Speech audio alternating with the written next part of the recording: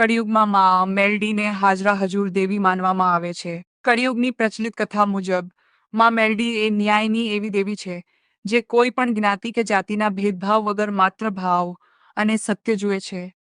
લોકવાયકા મુજબ કળિયુગમાં જ્યારે પાપ વધી જશે અને નિર્દોષ લોકો પર જુલમ થશે ત્યારે માં મેલડી પોતાના ભક્તોની રક્ષા માટે પલભરમાં પ્રગટ થશે. માં મેલડી વિશે કહેવાય છે કે જેનું કોઈ નથી તેની મેલડી છે. જ્યારે કોઈ ગરીબ કે લાચાર માણસ પર અન્યાય થાય અને તે સાચા હૃદયથી માને પોકારે ત્યારે માતાજી ગમે તે સ્વરૂપે આવીને તેનો ન્યાય કરે છે. કળિયુગમાં માના પરચા તત્કાલ મળે છે તેવી ભક્તોની અતૂટ શ્રદ્ધા છે.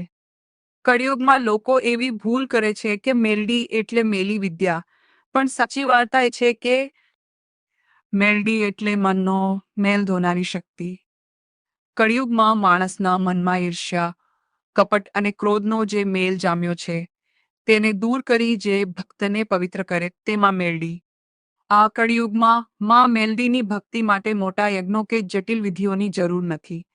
સાચો ભાવ, માત્ર એક તેલનો દીવો અને સાચા હૃદયની પ્રાર્થનાથી માં પ્રસન્ન થાય છે.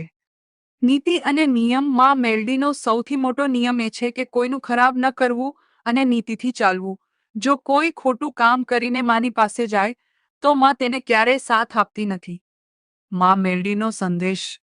કળિયુગમાં માં મેલડીની સાચી ભક્તિ એ જ છે કે જે વ્યક્તિ સત્યના માર્ગે ચાલે છે, ભલે તે ગમે તેટલો ગરીબ હોય, માં તેની પાછળ પહાડ બનીને ઊભી રહે છે.